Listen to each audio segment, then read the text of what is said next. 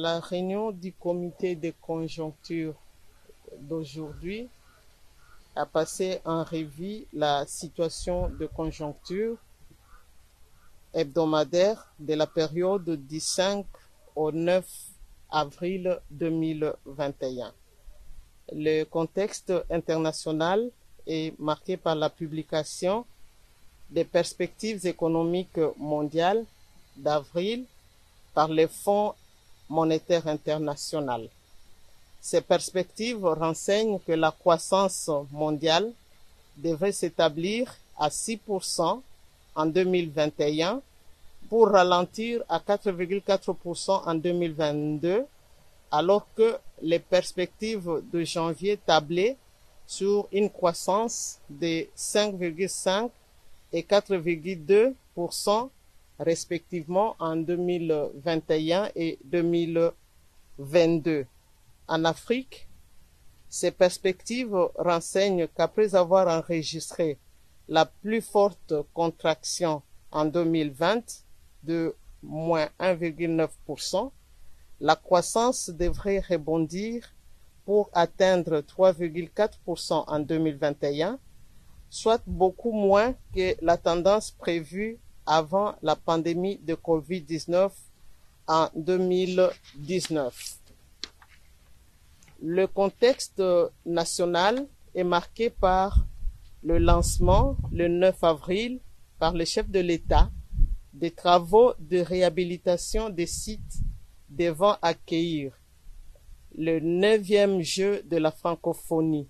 Ces travaux concernent notamment les stades Tata Raphaël, les stades des Martyrs et l'échangeur de Limete. Le refoulement, le 6 avril, d'un lot de 5040 sacs de ciment gris en provenance de la République d'Angola par l'Office congolais de contrôle.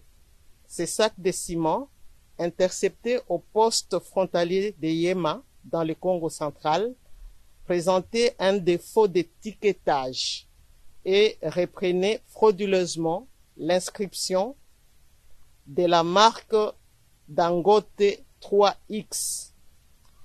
Le bilan de la COVID-19 au 9 avril 2021, les statistiques publiées par le comité multisectoriel de la riposte à la pandémie de coronavirus en République démocratique du Congo font état de 28 542 cas de personnes atteintes contre 28 354 au 4 avril 2021, soit 188 nouveaux cas.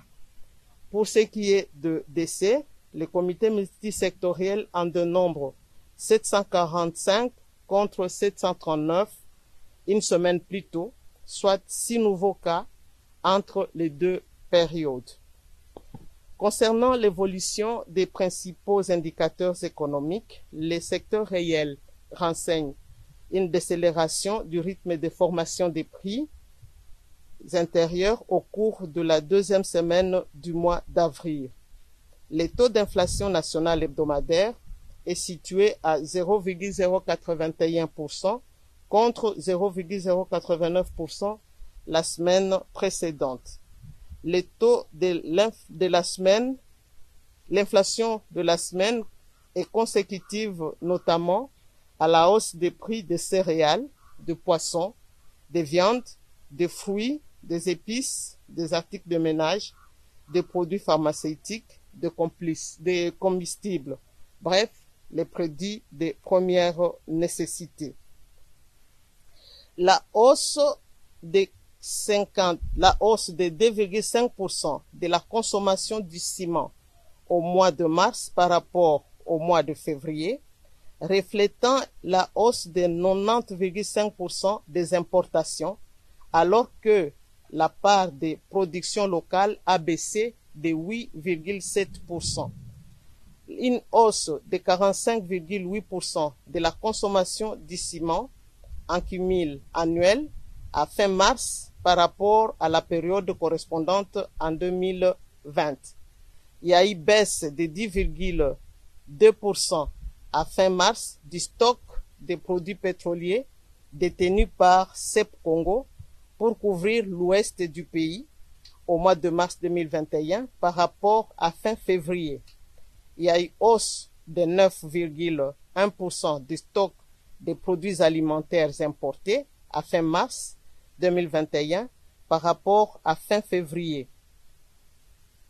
Il y a eu hausse de 10,97% de production de l'énergie électrique au mois de mars par rapport au mois de février 2021.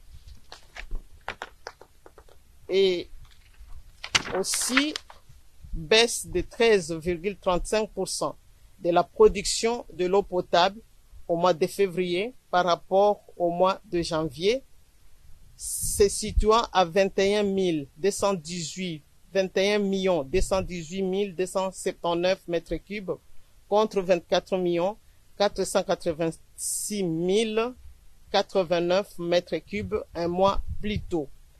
Une hausse de 1586% du flux migratoire des voyageurs étrangers au mois de mars 2021 par rapport au mois précédent, s'établissant à 1939 contre 155 les mois précédents. En ce qui concerne le secteur extérieur, il y a poursuite de la stabilité relative du franc congolais à l'indicatif et dépréciation de 0,32% au parallèle face au dollar américain au 9 avril par rapport au 2 avril. Pour $1 américain, le taux de change s'est fixé à 1983,34 francs congolais, le dollar américain à l'indicatif, et à 2024,17 francs congolais, les dollars américains au parallèle, après respectivement 1982,45 francs congolais et 2017,67 une semaine plus tôt. En ce qui concerne le secteur minier, au cours de la période sous revue, les activités minières se sont déroulées normalement sur toute l'étendue de la République démocratique du Congo.